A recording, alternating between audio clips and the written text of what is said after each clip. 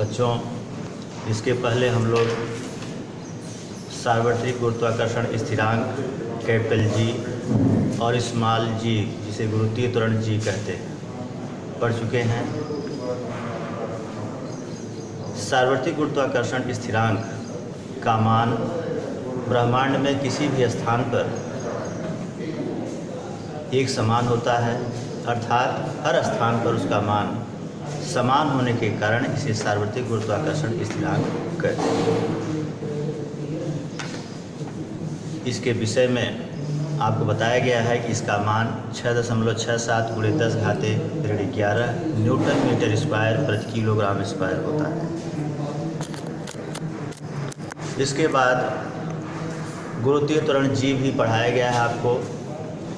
पृथ्वी की ओर स्वतंत्रतापूर्वक गिरते हुए पिंड के वेग में प्रति सेकंड होने वाली वृद्धि को गुरुत्वीय त्वरण कहते हैं। स्मॉल जी से इसे प्रदर्शित करते हैं। इसका मात्रक मीटर पर सेकंड स्क्वायर और विमीय सूत्र (10⁻⁻2) होता है और यह एक सदिश राशि है। अब आज हम लोग सार्वत्रिक गुरुत्वाकर्षण स्थिरांक कैपिटल जी और गुरुत्वीय त्वरण स्मॉल जी के संबंध में पढ़ेंगे कि इनके बीच कैसा संबंध होता है।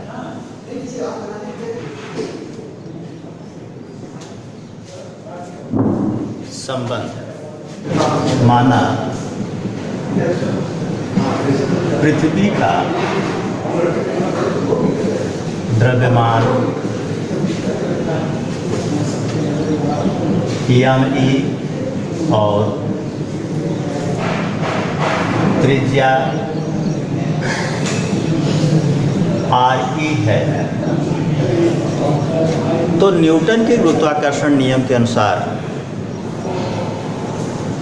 जैसा कि आपको न्यूटन का नियम बताया गया है गुरुत्वाकर्षण का, कि ब्रह्मांड में किन्हीं भी दो पिंडों के बीच लगने वाला आकर्षण बल उन पिंडों के द्रव्यमानों के गुणनफल के अनुक्रमानुपाती और उनके बीच की दूरी के वर्ग के व्युत्क्रमानुपाती होता है। अर्थात हमने देखा है कि बल F बराबर G m1 m2 अपान RE स्क्वायर।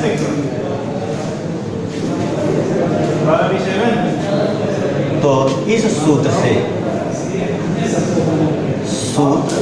यह बराबर, इससे हम देखेंगे कि यह बराबर G me m अपान RE स्क्वायर, जहाँ m उस पिंड का द्रव्यमान है जो कि पृथ्वी तल पर स्थित है। अर्थात यह कह सकते हैं कि यदि पृथ्वी का द्रव्यमान me त्रिज्या re हो और उसके तल पर स्मॉल m द्रव्यमान का कोई पिंड रखा गया है, तो उस पर लगने वाला गुरुत्वाकर्षण बल यह बराबर G m अपान RE स्क्वायर होगा। और यह बल ही उस पर गुरुत्व बल लगाता है और जो पिंड के भार mg के बराबर होता है।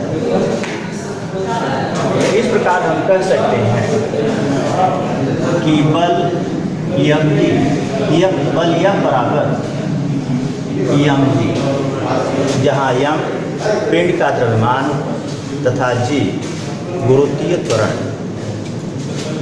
अब इसे समीकरण 1 मान लिया जाए, इसे समीकरण 2 मान। तो समीकरण 1 और 2 का बायां पक्ष बराबर है, इसलिए यदि इसकी तुलना की जाए तो हमें प्राप्त होता है कि mg बराबर G m अपान RE स्क्वायर।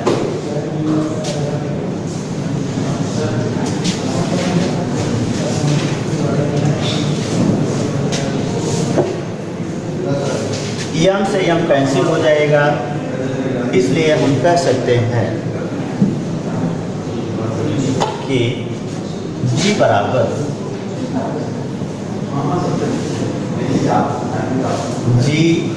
GME अपान RE स्क्वायर। यही गुरुत्वीय त्वरण स्मॉल जी और सार्वत्रिक गुरुत्वाकर्षण स्थिरांक कैपिटल जी में संबंध।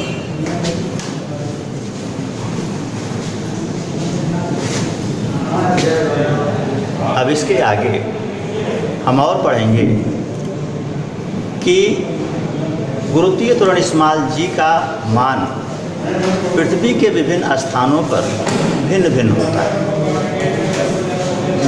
क्यों होता है, इसका कारण देखा जाए।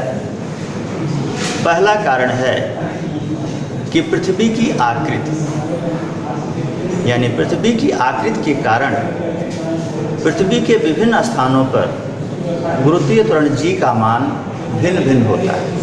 कहीं अधिक होता है, कहीं कम होता है। तो आकृति का क्या प्रभाव पड़ता है?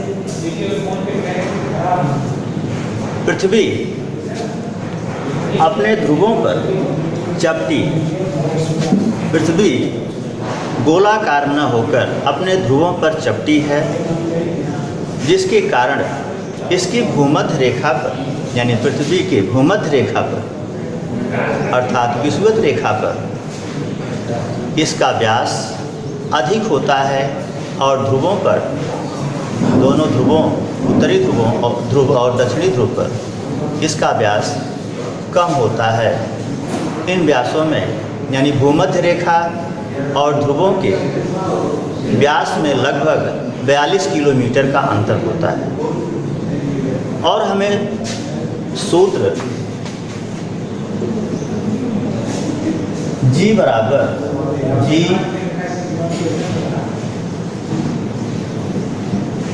GME अपान RE स्क्वायर से ज्ञात है कि G कांस्टेंट है और EME भी कांस्टेंट है। यानी सार्वत्रिक गुरुत्वाकर्षण स्थिरांक तो पहले से ही कांस्टेंट था, हमेशा रहता है, और पृथ्वी के का द्रव्यमान भी नियत ही होगा। इसलिए हम कह सकते हैं कि G proportional to 1 upon RE square. इसका मतलब यह हुआ कि त्रिज्या का मान जैसे जैसे बढ़ेगा G का मान घटेगा, क्योंकि गुरुत्वीय त्वरण G इसके वर्ग के व्युत्क्रमानुपाती होता है। व्युत्क्रमानुपाती का मतलब कि इसका मान जब बढ़ेगा तो G का मान घटेगा, और जब G का मान RE का मान कम होगा, यानी त्रिज्या RE का मान कम होगा, तो G का मान बढ़ेगा। इसके आधार पर हम कह सकते हैं कि जहाँ पृथ्वी का व्यास अधिक है वहाँ G का मान कम है, और जहाँ कम है वहाँ G का मान अधिक है। इसके आधार पर हम कह सकते हैं कि भूमध्य रेखा पर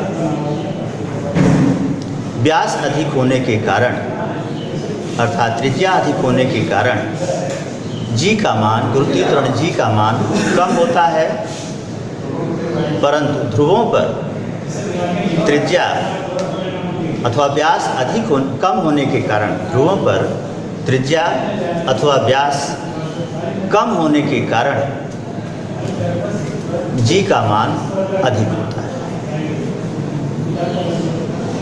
यही कारण है कि विभिन्न स्थानों पर G का मान घटता है या बढ़ता है, अर्थात जहाँ भिन्न भिन्न स्थानों पर जाने पर इसके मान में परिवर्तन होता रहता है।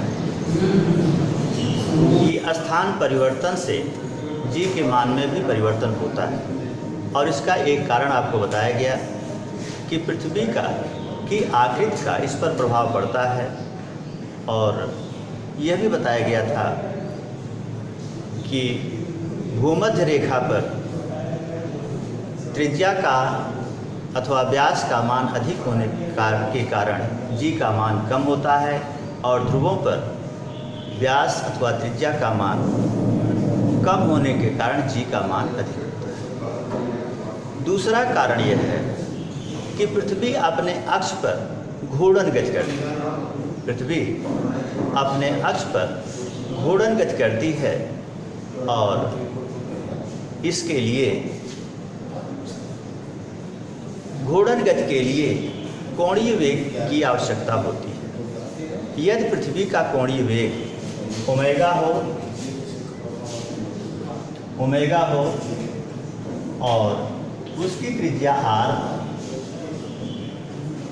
तो उसके लिए आवश्यक कोणीय घूर्णन गति के लिए आवश्यक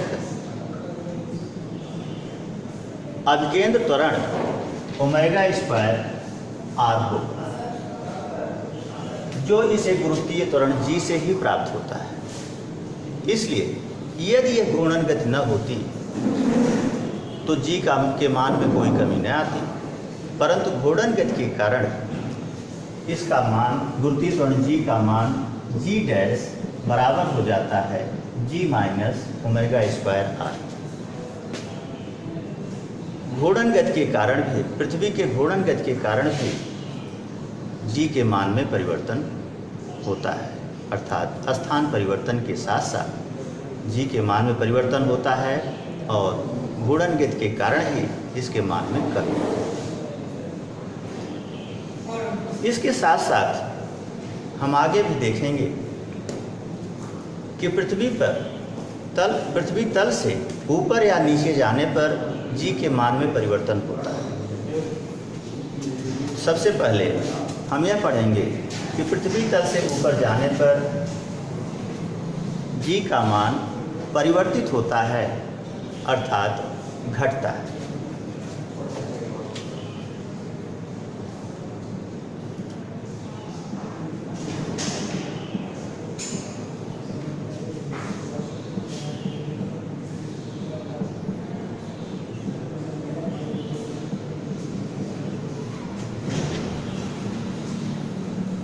जी का मान घटता है।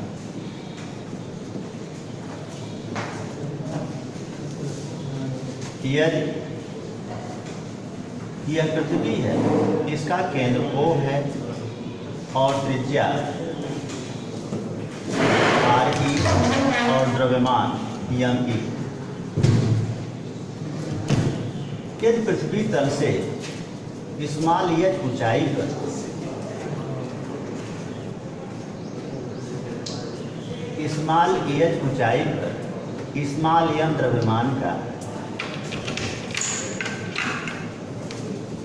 स्मॉल m द्रव्यमान का कोई पिंड स्थित है, तो इसकी दूरी इसके केंद्र से RE minus RE plus h हो। पृथ्वी के केंद्र से इस पिंड की दूरी RE प्लस h हो। यदि यह पिंड पृथ्वी तल पर होता तो न्यूटन के गुरुत्वाकर्षण नियम के अनुसार इस पर लगने वाला बल यह बराबर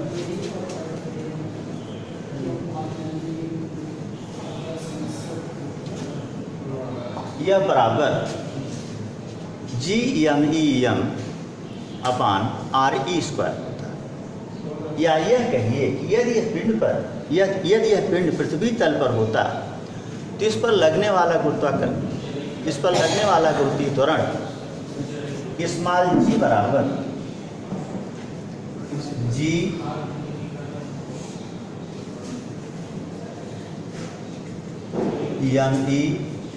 अपान RE स्क्वायर। यदि पिंड पृथ्वी तल पर स्थित होता, इस पर लगने वाला गुरुत्वीय त्वरण G बराबर GME अपान RE स्क्वायर होता, जहाँ ME पृथ्वी का द्रव्यमान और RE त्रिज्या है तथा कैपिटल G सार्वत्रिक गुरुत्वाकर्षण स्थिरांक। परंतु यदि यह मान लिया जाए कि यह पृथ्वी तल से स्मॉल एच ऊंचाई और ऊपर है, तो ऐसी स्थिति में पृथ्वी के केंद्र से इसकी दूरी RE प्लस एच होगी। और यदि यहाँ गुरुत्वीय त्वरण G डैश हो तो हम यह कह सकते हैं कि G m/e अपान r का होल। ऐसी स्थिति में हम देखते हैं कि यहाँ सूत्र से हमें ज्ञात होता है कि h ऊंचाई ऊपर जाने पर इसकी त्रिज्या अर्थात पृथ्वी के केंद्र से द्रव्यमान के पिंड की दूरी बढ़ जाती है।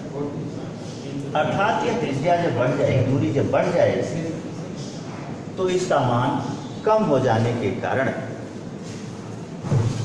यह ज्ञात होता है कि पृथ्वी तल से स्मॉल एच ऊंचाई पर जाने पर या किसी भी ऊंचाई पर जाने पर G के मान में कमी आ जाती है। अर्थात पृथ्वी तल से जैसे जैसे हम ऊपर जाते हैं G का मान घटता जाता है। इसी के आधार पर दूसरी चीज़ हम और आगे बढ़ेंगे कि पृथ्वी तल से नीचे जाने पर भी गुरुत्वीय त्वरण G का मान घटता है। पृथ्वी तल से नीचे जाने पर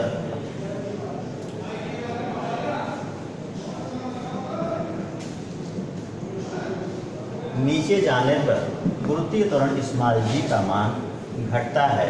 इसे इस तरह से पढ़ें।